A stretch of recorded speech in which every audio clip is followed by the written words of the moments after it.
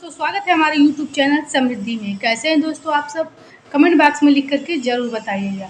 दोस्तों पितृपक्ष समाप्त होगा और जैसा कि आप लोग जानते हैं नवरात्र प्रारंभ होता है। शुक्ल पक्ष की एकम तिथि से नवरात्र प्रारंभ होता है। ये दशहरा के रूप में मनाया जाता है।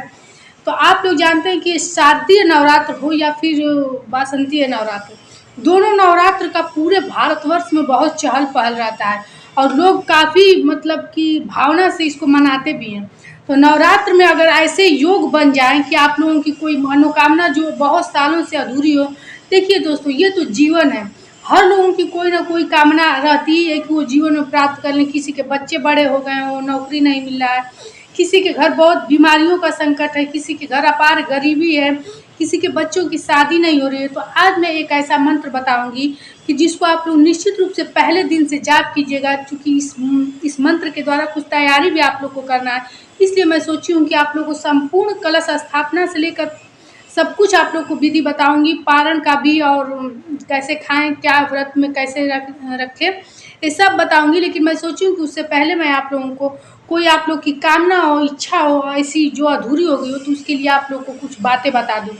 तो वीडियो को एंड तक देखिएगा, स्किप मत कीजिएगा, क्योंकि स्किप कर देंगे फिर आप लोग पूछते हैं कि जैसे कभी कभी आप लोग पूछते हैं मंत्र लिख करके बताइए। मंत्र लिखने का क्योंकि मुझे टाइम नहीं रहता है, मैं तो आप लोग से बताती हूँ ना कि मुझे ऑफलाइन लोग आते हैं उसमें ज़्यादा इंटरेस्टेड रहती हूँ, इसलिए इंटरेस्टेड रहती हूँ कि उसमें लिखना नहीं पड़ता है, बस बैठ करके लोगों को समझाना बोलना पड़ता है। लेकिन आप लोग की बातों का मैं केयर करती हूँ और पूरी कोशिश करती हूँ कि आप लोग को अच्छे से वीडियो में लिख करके समझा करके दूँ।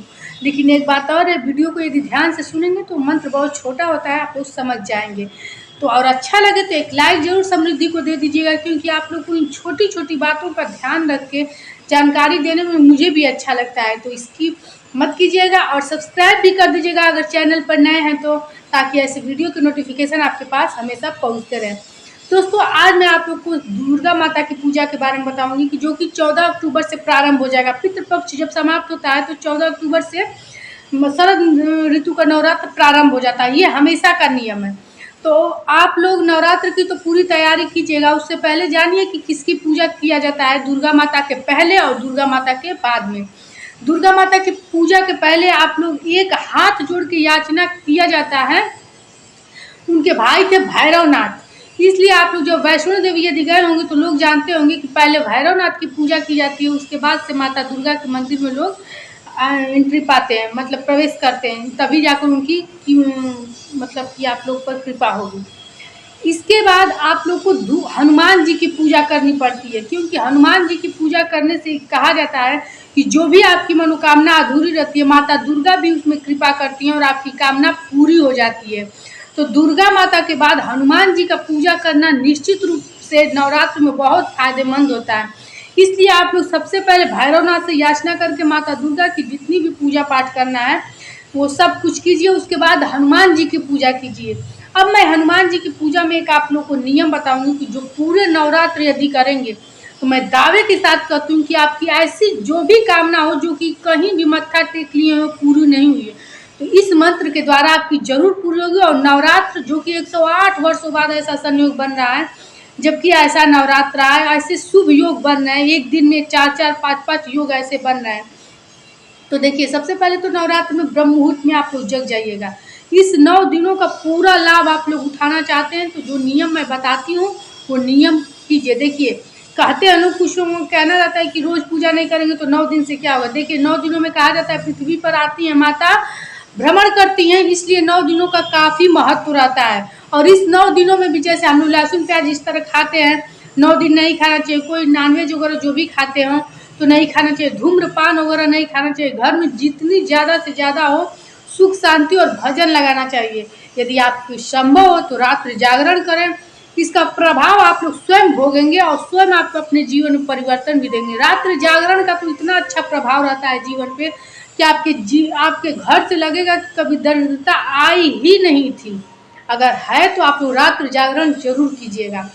अब मैं आप लोग को बता रही हूँ कि दुर्गा माता का जब संपूर्ण पूजा कर लीजिएगा, आरती वगैरह सब कुछ कर लीजिएगा, तो उसके बाद हनुमान जी को एक पान का बीड़ा चढ़ा करके और हनुमान चालीसा का पाठ कीजिएगा। उसके बाद से हो ओम हंग हनुमते नमः इस मंत्र का 108 बार रुद्राक्ष की माला पे जाप कीजिएगा।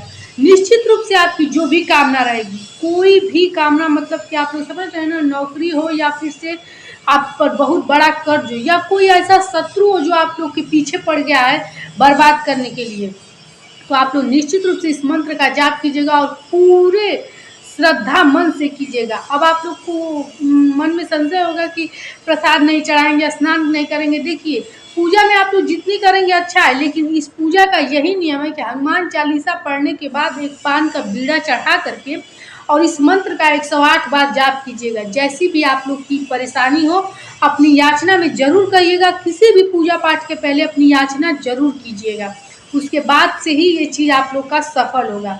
यदि इससे ये मंत्र से आप लोग को कोई भी संशय हो तो कमेंट बॉक्स में बेझिझक लिख करके पूछ लीजिएगा। और अच्छा लगे, यदि आप लोग को 9 दिन में आपका जीवन लगे कि परिवर्तित हो रहा है, तो निश्चित रूप से हमको कमेंट बॉक्स में लिख करके बताइएगा। दोस्तों, सब्सक्राइब चैनल को कर दीजिएगा, क्योंकि आप लोग के लिए इन छोटे छोटे बातों की जानकारी देने के लिए बहुत समृद्धि को मेहनत करना पड़ता है। तो देखिए दोस्तों, एक ये बात थी, और एक ये बात कि जैसे मैं आप लोग को अभी बताई हूँ कि आपके घर में जैसे बहुत ज़्यादा परेशानी है, नकारात्मकता बहुत बढ़ गई, लोग आपस में एक दूसरे को देखना नहीं चाहते हैं, तो पूरे नवरात्र यदि आपके घर में नहीं संभव है तो मत कोई पूजा पाठ कीजिए, लेकिन रात्र में हो सके तो जागरण कीजिए। कोई आपके घर नहीं आता हो, जैसे आपकी घर की इतनी गरीबी है, मैं तो हमेशा बार बार कहती हूँ कि ये मेरे वीडियो छोटे से छोटे लोग भी देखते हैं, बड़े लोग भी देखते हैं। तो जैसे आपके घर में इतनी आर्थिक तंगी है, छोटे लोगों के घर तो कोई जाना पसंद नहीं करेगा, लेकिन हो सके तो 2-4 लोग इकट्ठा कर लीजिए, नहीं तो अपने परिवार के लोग ही बैठ करके माता जी की 5 गीत जरूर गाइए, खूब गाइए रात में। इसका इतना अच्छा रिजल्ट आपके जीवन में पहुँचेगा कि आपका जीवन धीरे धीरे करते करते बदल जाएगा। आप मत धूप बत्ती दिखाइए, मत घी का दीपक जलाइए, कलश स्थापना मत कीजिए, अखंड दीपक मत जलाइए, आरती मत कीजिए, लेकिन रात्र में यदि मात्र उनका फोटो रख करके आप और यदि रात्र जागरण शुरू कर दें तो 9 दिन के बाद आप स्वयं कहेंगे कि आपका जीवन कितना परिवर्तित हो गया है। क्योंकि समृद्धि आप लोगों से कोई बात ऐसे नहीं करती है, इसमें इतने योग बन रहे हैं कि आप लोग अपने घर से दरिद्रता मिटाने के लिए क्या क्या आप लोग उपाय करती हैं। और सबसे अच्छा उपाय है नवरात्र में ये चीज़ आप लोग करें कि रात्र में आप लोग, जैसे कि मैं इसलिए ये सब छोटी छोटी चीज़ें बताती हूँ ना, कि मेरा हर फोकस रहता है उन लोगों पर कि जो लोग कि घिरे होते हैं परेशानी में और कुछ नहीं कर पाते हैं, इतनी आर्थिक स्थिति कमज़ोर रहती है को कुछ नहीं कर पाते हैं। तो मैं सोचती हूँ कि आप लोग को कैसा सटीक चीज़ बताऊँ कि जो लोग आप लोग स्वयं के द्वारा करके और उस चीज़ से उबर सकते हैं। तो दोस्तों, आज की वीडियो कैसी लगी है आप लोग ज़रूर बताइएगा कमेंट बॉक्स में लिख करके। और ऐसे वीडियो पाने के लिए, क्योंकि समृद्धि आप लोग को शुद्ध सात्विक जानकारी देती है, इसलिए आप लोग वीडियो को सब्सक्राइब कीजिएगा ताकि ऐसे वीडियो के नोटिफिकेशन आपके पास पहुंच जाए। और दोस्तों, मैं जो बताई हूँ कि 9 दिन में 9 बीड़ा आप लोग को चढ़ाना पड़ेगा, तो इसकी पूरी तैयारी कर लीजिएगा आप लोग, और जो मंत्र बताए उसका जाप कीजिएगा। निश्चित रूप से कहा जाता है कि नवरात्र में कोई भी मंत्र 100 गुना तेजी से काम करता है, और मंत्र का जाप इसीलिए किया जाता है कि कोई भी मनोकामना शीघ्र फलीभूत हो। तो आप लोग नवरात्र में ये काम जरूर कीजिएगा, निश्चित रूप से आपकी जो मनोकामना होगी वो पूरी होगी। फिर मिलेंगे ऐसी ही एक नई वीडियो के साथ। जय श्री राम।